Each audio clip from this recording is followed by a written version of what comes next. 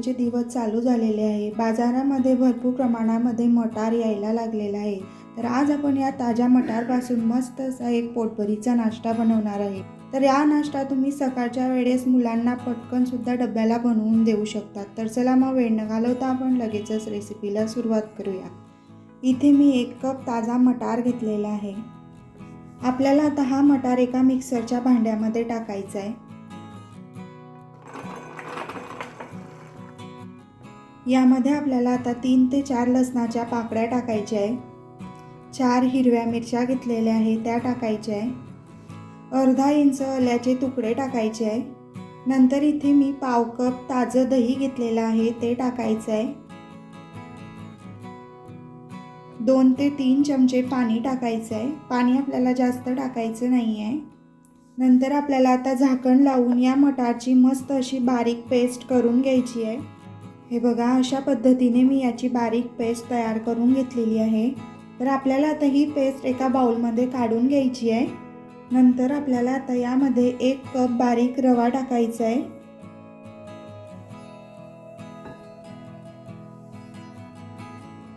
चमच्याने आपल्याला आता हे व्यवस्थित मिक्स करून घ्यायचं आहे।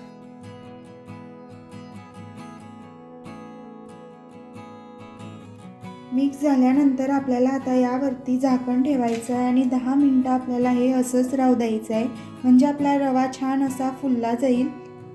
आपल्याला आता एक फोडणी तयार करायची आहे। गॅसवरती मी एक पॅन ठेवलेला आहे, त्यामध्ये आपल्याला आता 2 चमचे तेल टाकायचं आहे। तेल गरम झालं की आपल्याला आता यामध्ये अर्धा चमचा मोहरी टाकायची आहे। मोहरी छान तडतडल्यानंतर अर्धा चमचा जिरं टाकायचं आहे। जिरं छान फुललं की थोडीशी आपल्याला कढीपत्त्याचे पानं टाकायचे आहे। नंतर 1 चमचा उडदाची डाळ टाकायची आहे। 1 चमचा हरभऱ्याची डाळ टाकायची आहे।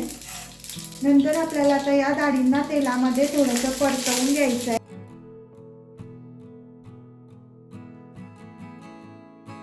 नंतर इथे मी एक मीडियम आकाराचा कांदा बारीक कापून घेतलेला आहे तो टाकायचा आहे। कांद्याला सुद्धा आपल्याला तेलामध्ये थोडंसं परतवून घ्यायचं आहे।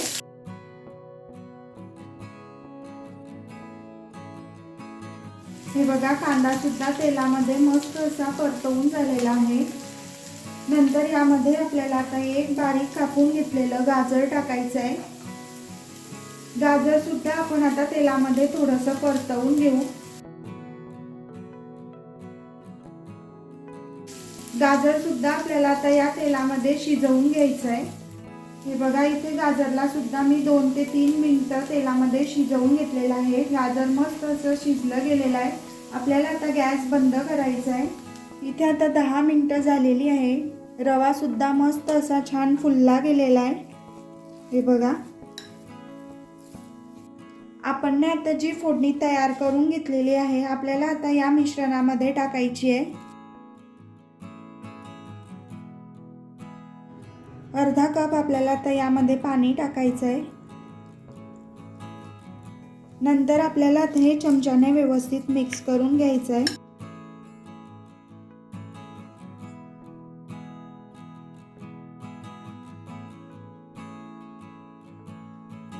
चवीनुसार मीठ टाकायचं आहे। हे मिश्रण मला थोडंसं घट्टसर वाटतंय म्हणून यामध्ये मी अजून पाव कप पाणी टाकते। परत एकदा आपल्याला आता हे व्यवस्थित मिक्स करून घ्यायचं आहे।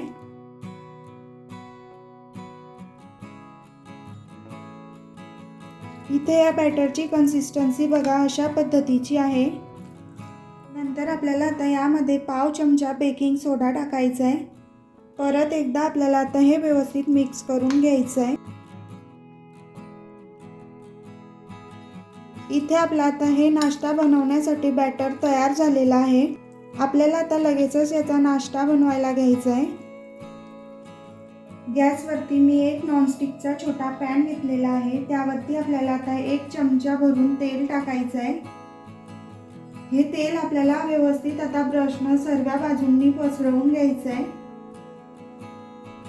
नंतर यामध्ये आपल्याला आता 2 चमचे भरून बॅटर टाकायचं आहे।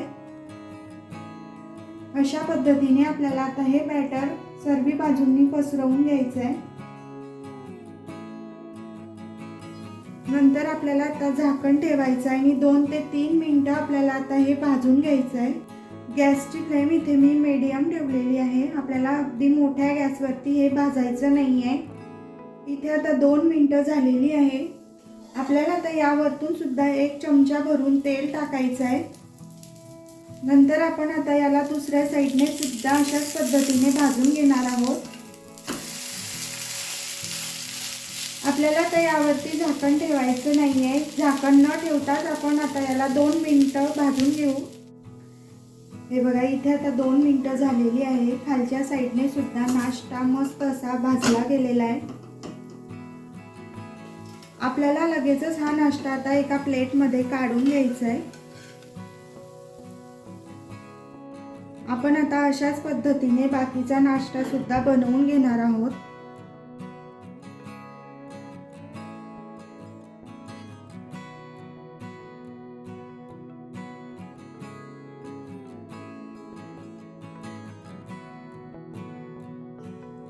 इथे आपला ताज्या मटारपासून मस्त असा पोटभरीचा नाश्ता तयार झालेला आहे.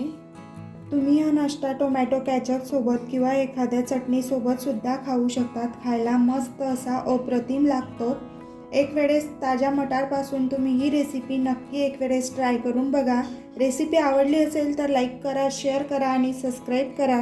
भेटूया आपण अशाच एका नवीन रेसिपीसोबत. तोपर्यंत बाय बाय.